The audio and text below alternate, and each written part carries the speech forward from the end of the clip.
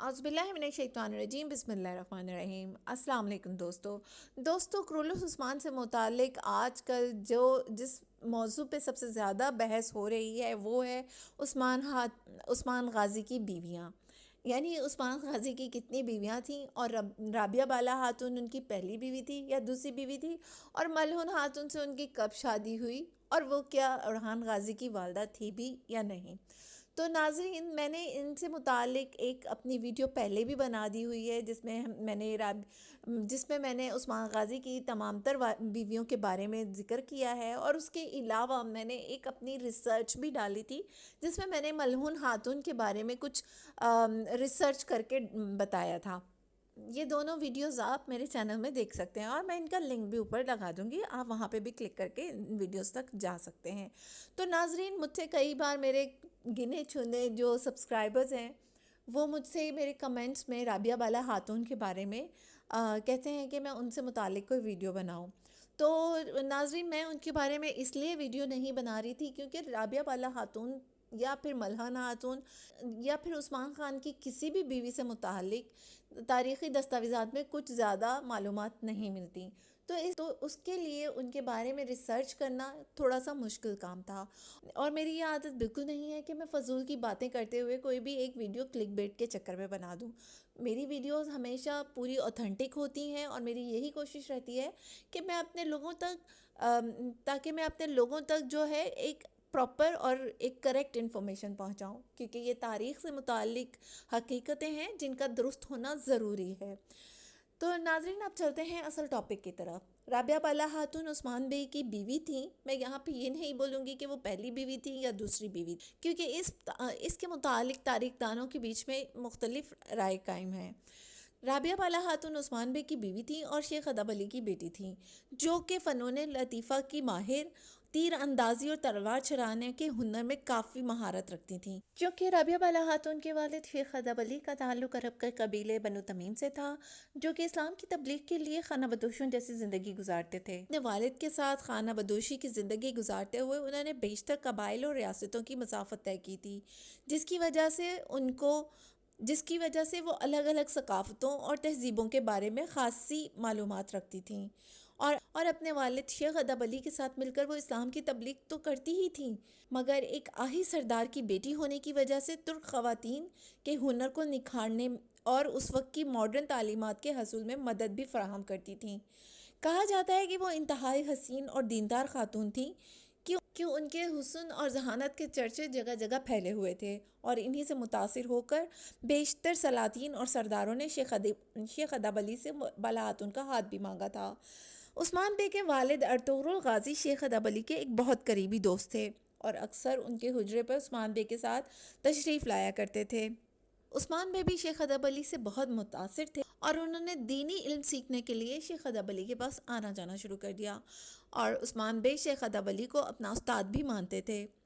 عاشق پاشا زادے اپنی کتاب تاریخ عثمان میں لکھتے ہیں کہ ایک دن جب عثمان خان شیخ ادب علی کے حجرے میں تشریف لا رہے تھے تو ان کی نظر شیخ ادب علی کی بیٹی ملخن خاتون پر پڑی۔ میں یہ بات کی بھی وضاحت کرتی چلوں کہ عاشق پاشا زادے شیخ ادب علی کی بیٹی کا نام ملہن خاتون ہی بتاتے ہیں۔ اسی طرح سے شیخ ادب علی کی بیٹی اور عثمان بے کی بیوی کے نام کو لے کر بیشتر تاریخ دانوں میں تضاد پایا جاتا ہے۔ کچھ کا ماننا یہ ہے کہ شیخ ادب علی کی دو بیٹیاں تھیں، جن میں سے ایک کا نام ملہون خاتون جو کہ ان کی بڑی بیٹی تھی، اور دوسری بیٹی کا نام رابعہ بالا خاتون تھا۔ اور اس بات کے بارے میں بھی کہا جاتا ہے کہ عثمان بے نے سب سے پہلے شیخ ادب علی کی بڑی بیٹی ملہون خاتون سے شادی کی، جو کہ ارحان غازی کی والدہ تھیں، اور ان کی وفات کے بعد ان کی دوسری بیٹی رابعہ بالا خاتون سے شادی ہوئی۔ اس بات میں کیا سچائی ہے اس کا آج تک کسی کو نہیں معلوم۔ خیر، جب عثمان بے کی رابعہ بالا خاتون پر نظر پڑی تو انہوں نے شیخ ادب علی سے ان کا ہاتھ مانگا، جس پر شیخ ادب علی نے ان کو صاف انکار کر دیا، اور یہ بھی کہہ دیا کہ وہ ایک سردار کے بیٹے ہیں، اور شیخ ادب علی ان کی طرح امیر نہیں ہیں۔ جبکہ عثمان غازی نے پھر بھی اصرار کیا تو شیخ ادب علی نے ان سے کافی ناراضگی کا اظہار کیا، لیکن کچھ عرصے کے بعد ایک روز جب عثمان غازی ادب علی کے حجرے میں آرام فرما رہے تھے تو انہوں نے وہی مشہور زمانہ خواب دیکھا کہ ایک چاند شیخ ادب علی کے سینے سے نکل کر عثمان خان کے سینے میں اتر گیا ہے، اور ان کے سینے سے ایک درخت نکلتا ہے جس کی شاخیں 5 براعظموں تک پھیل جاتی ہیں۔ اور اس درخت کی شاخوں سے پہاڑ اور دریا نکل رہے ہیں جو کہ ایک انگوٹھی کی مانند دکھ رہے ہیں۔ عثمان غازی جب وہ انگوٹھی پہننے لگتے ہیں تو ان کی آنکھ کھل جاتی ہے۔ بیدار ہونے پر جب اس خواب کا تذکرہ وہ شیخ ادب علی سے کرتے ہیں تو وہ ان سے کہتے ہیں کہ یہ اس بات کی طرف اشارہ ہے کہ میری بیٹی ملہون خاتون سے آپ کا نکاح ہوگا۔ کچھ تاریخ دانوں کے مطابق اس وقت وہاں کمرال ابدال بھی موجود تھے جو کہ عثمان خان کو یہ خوشخبری دیتے ہیں کہ عثمان خان کی اولاد دنیا پر حکومت کرے گی، جس کے انعام میں عثمان غازی ایک گاؤں کمرال ابدال کے نام کر دیتے ہیں۔ ناظرین، کمرال ابدال سے متعلق آپ میری مکمل ویڈیو دیکھ سکتے ہیں، میں اوپر لنک شیئر کر دوں گی۔ بہرحال اسی وقت رابعہ بالا خاتون، یا پھر جیسے کہ عاشق پاشا زادے کہتے ہیں کہ ملہون خاتون، تو ان کے ساتھ عثمان غازی کا نکاح پڑھا دیا جاتا ہے اور حق مہر کے طور پہ عثمان غازی کچھ جائیداد کا حصہ بالا خاتون کے نام پر لگاتے ہیں، جن کی دستاویزات آج بھی موجود ہیں اور جن سے پتہ چلتا ہے کہ شیخ ادب علی کی بیٹی کا نام رابعہ بالا خاتون تھا۔ اب ناظرین، جو ایک اہم سوال اٹھتا ہے وہ یہ ہے کہ کیا رابعہ بالا خاتون کے علاوہ بھی عثمان غازی کی کوئی بیوی تھی؟ تو اس کی وضاحت میں نے ایک عثمان غازی کی بیویوں سے متعلق فل کمپلیٹ ویڈیو بنا دی ہوئی ہے جو کہ آپ دیکھ سکتے ہیں۔ ناظرین اکرام، چونکہ عاشق پاشا زادے رابعہ بالا خاتون یا شیخ ادب علی کی بیٹی کا نام ملہون خاتون بتاتے ہیں تو یہاں سے ہی اصل کنفیوژن شروع ہو جاتی ہے، جبکہ 1324 میں اورحان غازی کی اوقاف سے متعلق جو دستاویزات منظر عام پر آئی ہیں، ان میں ان کی بہن بھائیوں کے ساتھ ساتھ مال خاتون بنت عمر بے کا بھی ذکر ملتا ہے، جسے یہ وضاحت تو کہیں پہ بھی نہیں ملتی کہ وہ مال خاتون بنت عمر بے ان کی والدہ ہیں یا عثمان غازی کی کوئی دوسری بیوی یا پھر اورحان غازی ہی کی بیوی۔ اس بات کی وضاحت کے لیے میں یہاں پہ ایک واقعہ بیان کروں گی جو کہ عاشق پاشا نے اپنی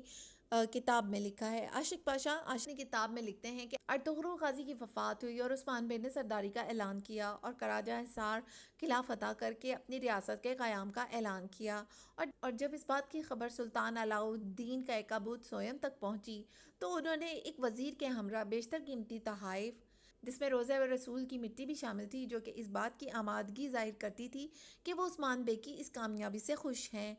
عاشق پاشا لکھتے ہیں کہ سلطان کیکابوت انہی قیمتی تحائف کے ساتھ ایک مصر کے سردار عمر عبدالعزیز کی بیٹی بھی عثمان غازی سے شادی کے لیے بھیجتے ہیں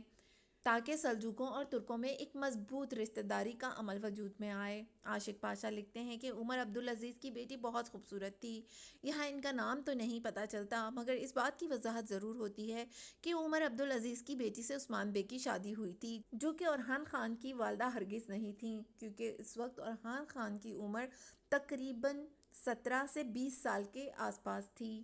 ناظرین اکرام، یہاں پہ میں ایک بات بھی کہتی چلوں کہ میرے بہت سے یوٹیوبرز بہن بھائی ملہون خاتون یا عمر بیگ کے بارے میں جو ویڈیوز بنا رہے ہیں، جن میں بیشتر کی معلومات کرولوش عثمان ڈرامے سے لی گئی ہے، جس کا بیشتر حصہ افسانوی ہے۔ اب ڈرامے میں عمر بے قزل بے کے بیٹے دکھائے گئے ہیں اور قزل بے بھی ایک تاریخی کردار ہے، پر وہ سلطان مراد کے دور میں تھے، تو لہٰذا جو شجر نسب ملہون خاتون کا اکثر اور بیشتر یوٹیوبرز بتا رہے ہیں وہ سراسر غلط ہے، کیونکہ عمر بے کے بارے میں کوئی خاص تفصیل تاریخی کتب میں لکھی ہی نہیں گئی، سوائے اتنا کہ وہ سلجوقی سردار تھے یا پھر ان کے بیٹوں نے عثمان بے کا ایک جنگ میں ساتھ دیا تھا۔ اس کے علاوہ ان کے قبیلے یا پھر ان سے متعلق اور کوئی معلومات نہیں ملتی۔ یہ سب باتیں بتاتے میں ویڈیو کے اصل موضوع سے ہٹ گئی ہوں، لیکن چونکہ یہ تاریخی کردار ہیں جن میں رد و بدل نہیں کرنی چاہیے، اسی لیے یقینی طور پہ یہ بھی نہیں کہا جا سکتا کہ اورحان غازی کی والدہ رابعہ بالا خاتون نہیں تھیں، ہو سکتا ہے وہی ان کی والدہ ہوں، لیکن اس کے بارے میں کوئی تاریخی حقائق نہیں ملتے۔ بہرحال اس بات کی تو وضاحت ملتی ہے کہ علاء الدین پاشا عثمان بے اور رابعہ بالا خاتون کے ہی بیٹے تھے، جن کے بارے میں یہ کنفرم نہیں کہ وہ اورحان غازی سے بڑے تھے یا چھوٹے تھے۔ رابعہ بالا خاتون کا انتقال 1324 میں سوغت میں ہوا اور انہیں عثمان بے اور شیخ ادب علی نے ان کی تدفین بلجک میں کی، جو کہ اس وقت سلطنت عثمانیہ کا دارالخلافہ تھا۔ بعد میں شیخ ادب علی کو بھی وہیں دفنایا گیا، جس کو بعد میں اورحان غازی نے اپنے دور میں ایک مزار بنا دیا۔ ناظرین، میں یہاں پہ یہ بھی کہنا چاہوں گی کہ ہمارے کچھ دوست اپنی کم عقلی یا کلک بیٹ کے چکر میں آدھی یا غلط معلومات کے مطابق ویڈیو بنا کر لوگوں کو صحیح معلومات سے دور کر رہے ہیں۔ اب اس کی مثال ویکیپیڈیا ہی کو لے لیجئے، جہاں پر رابعہ بالا خاتون سے متعلق کچھ عرصہ پہلے تک یہ انفارمیشن تھی کہ وہ عثمان غازی کی دوسری بیوی تھی، جبکہ اگر اب بھی آپ جا کر ویکیپیڈیا کو چیک کریں تو آپ کو پتہ چلے گا کہ وہاں پہ لکھا ہوا ہے کہ رابعہ بالا خاتون عثمان بھائی کی پہلی بیوی تھی۔ ناظرین کرام، واضح رہے کہ جو قومیں وقت کے ساتھ ساتھ اپنی تاریخ بدلتی ہیں وہ دنیا میں مذاق بن جاتی ہیں۔ ہمارا المیہ یہ ہے کہ بجائے ہم اسلام کے ان بہادر جنگجوؤں کی فتوحات کے بارے میں جانتے، آج پوری اسلامی دنیا کا سب سے بڑا مسئلہ یہی بنا ہوا ہے کہ عثمان غازی کی کتنی بیویاں تھیں، اور ملخن خاتون یا رابعہ بالا خاتون میں سے اورحان خان کی والدہ کون تھیں۔ ناظرین، دین حق کے یہ بہادر سپوت دنیا کے نقشے پر اپنی تاریخ رقم کر کے من و من مٹی تلے دفن ہو چکے ہیں، یہاں تک کہ آج ان کی ہڈیوں کے نام و نشان بھی نہیں ملتے۔ ترک صدر کے حکم پر ایسے ڈرامے صرف مسلمان امت کو بیدار کرنے کے لیے ہی بنانا شروع کیے گئے، نہ کہ ہم ان کی بیویوں کی معلومات حاصل کریں یا ان میں تضاد ڈھونڈنے میں لگے رہیں۔ گزشتہ کئی دہائیوں سے کافر امت مسلمہ کا برین واش اسی میڈیا وار کے ذریعے ہی کر رہا ہے، جس کو بیدار کرنا آج کے مسلمان حکمرانوں کی ذمہ داری ہے، لیکن اس کے ساتھ ساتھ امت مسلمہ کے نوجوانوں کی بھی ذمہ داری ہے کہ وہ ایسی سیریز کے ذریعے اس بات کا تعین کریں کہ کفار ہمیں کن کن طریقوں سے گمراہ کر رہا ہے، نہ کہ یہ کہ ارطغرل غازی کی کتنی بیویاں تھیں یا عثمان غازی کی کتنی بیویاں تھیں۔ بہرحال ناظرین کرام، یہ تو میری رائے ہے، آپ لوگوں کا اس بارے میں کیا خیال ہے؟ اپنی رائے کا اظہار کمنٹ باکس میں ضرور کر دیجیے گا۔ شکریہ۔ امید کرتے ہیں کہ آپ کو آج کی یہ ویڈیو بہت پسند آئی ہوگی۔ ویڈیو اچھی لگے تو اسے لائک کرنے کے ساتھ ساتھ اپنے دیگر دوستوں کے ساتھ بھی شیئر کر دیجیے، اور ہمارے چینل دی اسلامک واریئرز کو سبسکرائب کرنا نہ بھولیں۔